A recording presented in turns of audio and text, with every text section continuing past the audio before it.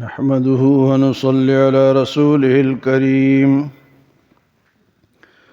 أما بعد فأعوذ بالله من الشيطان الرجيم بسم الله الرحمن الرحيم الله يبدأ الخلق ثم يعيده ثم إليه ترجعون ويوم تقوم الساعة يبلس المجرمون ولم يكن لهم من شركائهم شفعاء وكانوا بشركائهم كافرين ويوم تقوم الساعة يومئذ يتفرقون فأما الذين آمنوا وعملوا الصالحات فهم في روضة يحبرون۔ انسان کی ابتدا اور اس کی انتہا۔ اللہ پاک فرماتے ہیں کہ اللہ یبدأ الخلق ثم یعیدہ، اللہ نے ہی تمہیں سب سے پہلے پیدا کیا اور پھر تمہیں لٹائے گا۔ اللہ یبدأ الخلق ثم یعیدہ ثم الیہ ترجعون، پھر تم اس کے طرف پھیرے جاؤ گے۔ یعنی پیدائش سب سے پہلے اللہ نے انسان کو بنایا ہے۔ تو کافر اس بات کا اعتراض کرتے تھے کہ مر کے ہم دوبارہ کس طرح زندہ ہوں گے، یہ کیسے ممکن ہے کہ ہڈیاں ہو جائیں گی، مٹی ہو جائے گی اور خاک میں مل جائیں گے تو دوبارہ کس طرح؟ اللہ فرمائے اللہ یبدأ الخلق، وہی ہے جس نے پہلے پیدا کیا۔ تو پہلی پیدائش جو یہ مشکل ہے، بعد میں تو کیا مشکل ہے، اسی کو دوبارہ اٹھائیں گے۔ اللہ یبدأ الخلق ثم یعیدہ، پھر تمہیں دوبارہ، پہلے بھی اسی نے پیدا کیا اور دوبارہ تمہیں وہی لوٹائے گا۔ ثم الیہ ترجعون، اور پھر بھی اسی کی طرف پھیرے جاؤ گے۔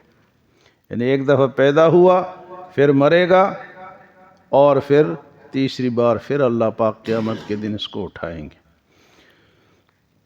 اور جب وہ دن آئے گا تو پھر کیا ہوگا؟ وَيَوْمَ تَقُومُ السَّاعَةُ يُبْلِسُ الْمُجْرِمُونَ، اس دن مجرم مایوس ہوں گے، کافر، مجرم، گناہگار مایوس ہوں گے۔ وَيَوْمَ تَقُومُ السَّاعَةُ، جس دن قیامت قائم ہوگی، يُبْلِسُ الْمُجْرِمُونَ، پریشان ہوں گے کہ اب دنیا میں تو پریشانی اس لیے نہیں ہوتی کہ کوئی آ جائے گا، کوئی سفارش کر دے گا، کوئی پیسے لگا دے گا، یا میرے پاس اتنے پیسے وہ لگ جائیں گے، لیکن وہاں تو پیسوں کا چکر نہیں ہوگا۔ وَيَوْمَ تَقُومُ السَّاعَةُ، جس دن قیامت قائم ہوگی، يُبْلِسُ الْمُجْرِمُونَ، مجرم کیا ہوں گے جی؟ مایوس ہو جائیں گے۔ وَيَوْمَ تَقُومُ السَّاعَةُ يُبْلِسُ الْمُجْرِمُونَ، اللہ ہمیں جرم سے بچائے، گناہوں سے بچائے، کفر سے بچائے، نہیں تو قیامت کے دن پھر مایوسی ہوگی۔ پھر فرمائے وَلَمْ يَكُنْ لَهُم مِّن شُرَكَائِهِمْ شُفَعَاءُ وَكَانُوا بِشُرَكَائِهِمْ كَافِرِينَ۔ وَلَمْ يَكُنْ لَهُم مِّن شُرَكَائِهِمْ، وہ جو دنیا میں جن کو شریک بناتے تھے اللہ کے، وہ شریک بھی اس دن ان کو نہیں ملیں گے اور نہ وہ ان کی سفارش کر سکیں گے۔ وَلَمْ يَكُنْ لَهُم مِّن شُرَكَائِهِمْ شُفَعَاء،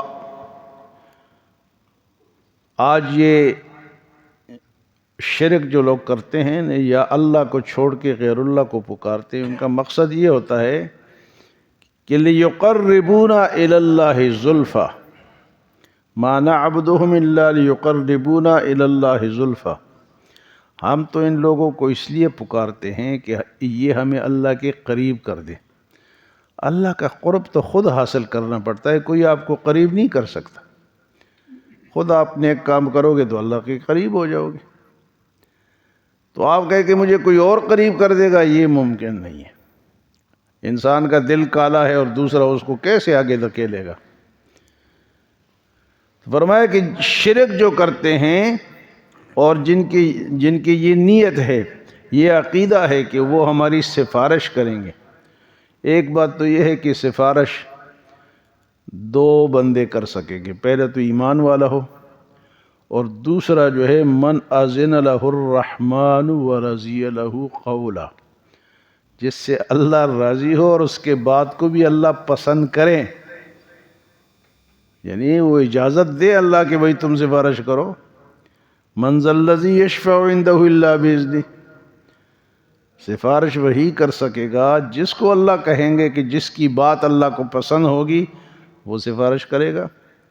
من اذن لہ الرحمن، جس کو اللہ اجازت دے، ورضی لہ قولا، اور اس کی بات کو بھی پسند کرے گا، وہ سفارش کر سکے گا، ایرا غیرہ تو نہیں کر سکے گا۔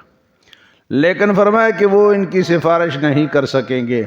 وَكَانُوا بِشُرَكَائِهِمْ كَافِرِينَ، اور یہ بھی کہیں گے جنہوں نے شرک کیا کہ ہم نے کوئی شرک نہیں کیا، جھوٹ بولیں گے پھر۔